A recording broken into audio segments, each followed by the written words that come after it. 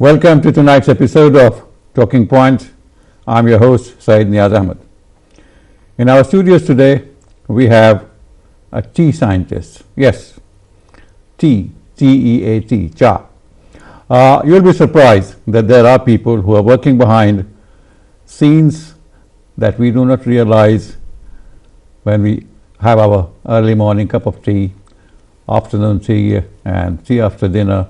We hardly realize what goes behind from the production in the tea gardens, through the flavoring, through the developing of the packaging, and then coming to your table. We have Mr. A.F.M. Abdul Alam, and he has been working with Bangladesh Tea Research Institute for a long time. He retired in 2005, but he's going to tell us a lot about his long career of 36 years at Bangladesh Tea Research Institute. The Tea Research Institute is located in Sri Mangal, and he's possibly native to Sri Mangal? No, I'm from Shariatpur. You are from Shariatpur. Okay. Now, you joined BTRI, the Bangladesh Tea Research Institute, in 1967. 68. You passed your MSc in botany from Dhaka University in 1967. That's right. 67.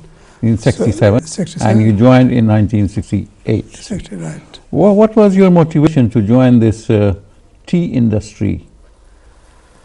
Actually, I was a research group student in the Dhaka University. Yep. So I had a knack to do some research. Right. What was your topic of research for your master's? That was that is genetic study of some microorganism, Neurospora crassa. But in the laboratory we did it. We studied the genetics. Right. So that was my thesis in masters.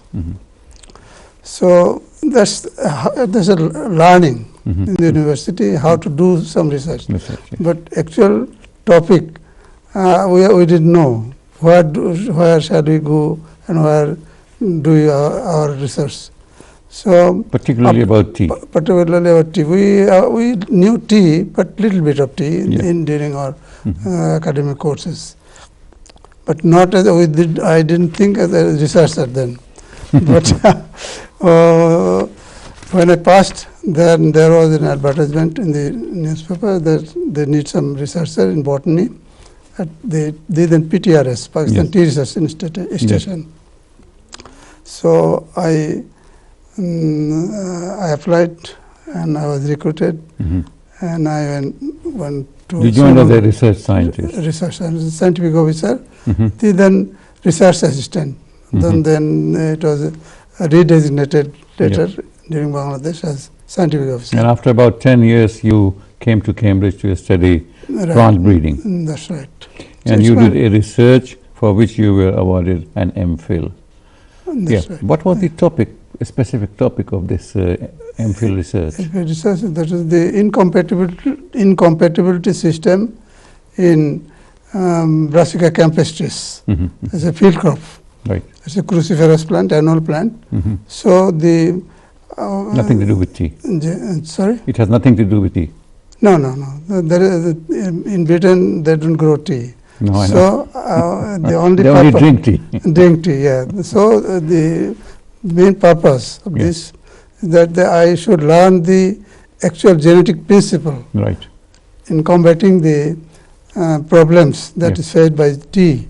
Right. So the crop which I did work with, this Brassica campestris, it has incompatibility system. In tea we do have the same problem, but a different category. I should explain a little bit about the incompatibility system. Go ahead. Self-incompatibility in crops. That is, in plants, there are many plants which are self-incompatible. That means that they don't fertilize. The same pollen doesn't fertilize the eggs, Right. the ovary of the same plant. But in some crops like rice, wheat, they're self-fertilized plant, most Right. of them. Right. So you get a pure line. Mhm. They are homogeneous. After some generation, they're homogeneous. But in tea and some other crops, they are self-incompatible and cross-fertilized. Both. Yeah. So you in the first generation, you always get a heterogeneous population, Right. genetically not identical. Mhm. But in crops, annual crops like rice, you get homogeneous. That you can multiply it by seed. You get the same type of plant. Right. That's homogeneity. Yep. That is because they are self-fertilized, and they do some crossings to get some new varieties.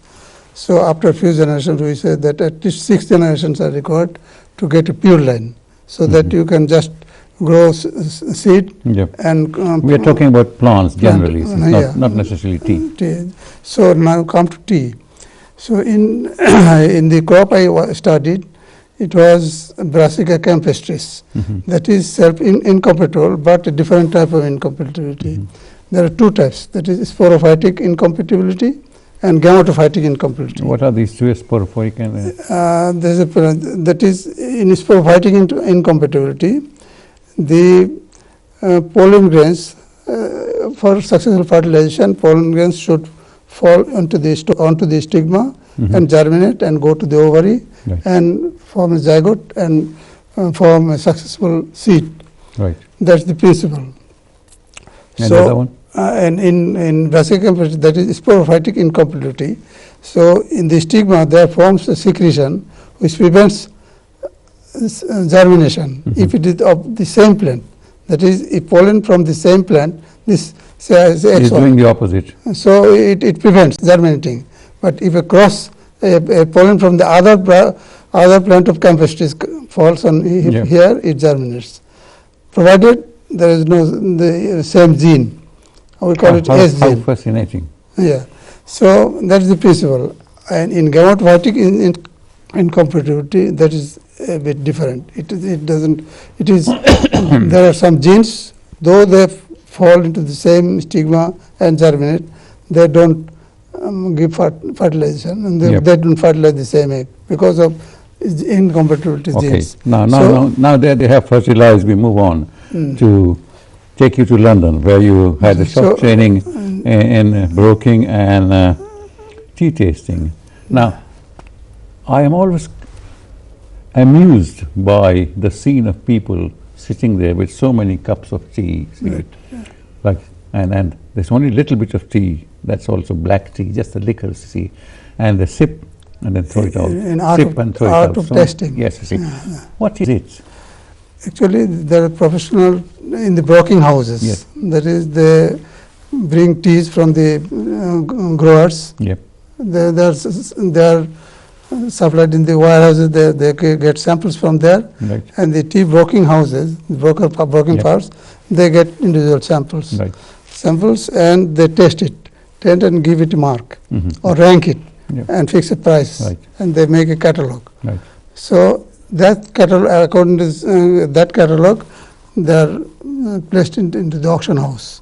What are you looking for? Suppose you're tasting tea. What are you looking for? How can you say that this is better than that, or this will be more appealing to the masses rather than That's this one? right. That's right.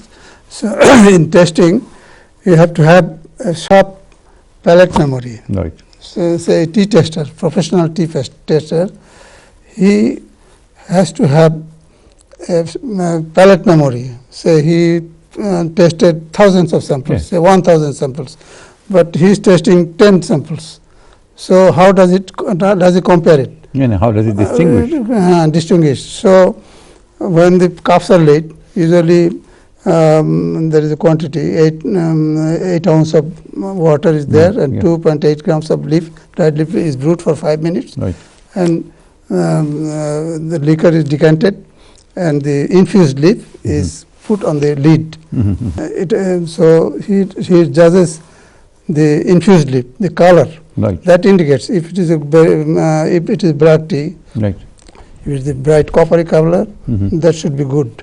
But When you say good, what does it mean, good? good means it should be good in quality. Good. Unless you taste the liquor, you cannot say to good tea. So the same the tea drinker, he tastes the liquor, so he values it that way. So a tea taster also tastes like that.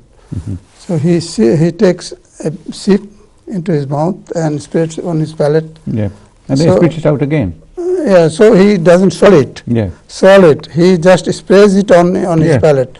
There are taste buds on the tongue. Yes. So salt is in the front. The sweetness is in the background of the tea. So when he sprays it, immediately he feels the taste of it. Then aroma. Aroma, when he sips it, some flavor passes through his nasal cavity. So he feels whether there is aroma. So the taste and aroma is felt by tongue and nasal sensor, but the color is felt visually. The color, the brightness of the color. So brightness, if it is bright color, there is a terminology in tea tasting that if it is bright, it should be amber red. So if the tester can say that if it is properly fermented, properly processed. If it is not properly processed, it is muddy. Then there is something wrong. There is something wrong in the processing line. So he values it less. The bright liquor should be there. Amber red should be liquor. The ideal color of black tea. Then all the black tea should have the same color. Amber red, as you said. Ideal. I should be ideal. It varies, and it varies from country to country. Origin of tea. Say Assam tea is the brightest, the most ideal. Kenyan tea is still better. But if you take out a brew from Darjeeling tea, it is very light. Yeah, but we are not talking about tea that has been processed. We are talking about tea that has just come straight and not gone through the blending process and the. That's right. It is just the fresh tea from the packet. Yes. The taster draws some sample randomly and tastes it.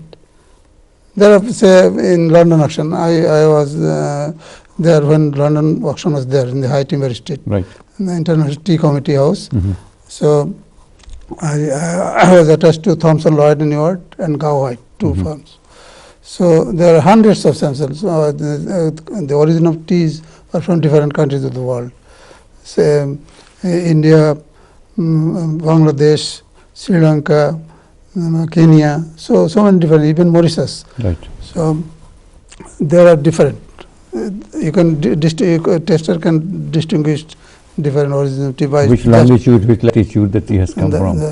Right. So the Assam tea and Bangladesh tea is preferred for its liquor. It should be great. Thank you for giving us all this information about tea. We will come back to you again after this very short break. Okay, thank you, sir. Thank you for being with us. We'll be back soon after this short break. Thank you.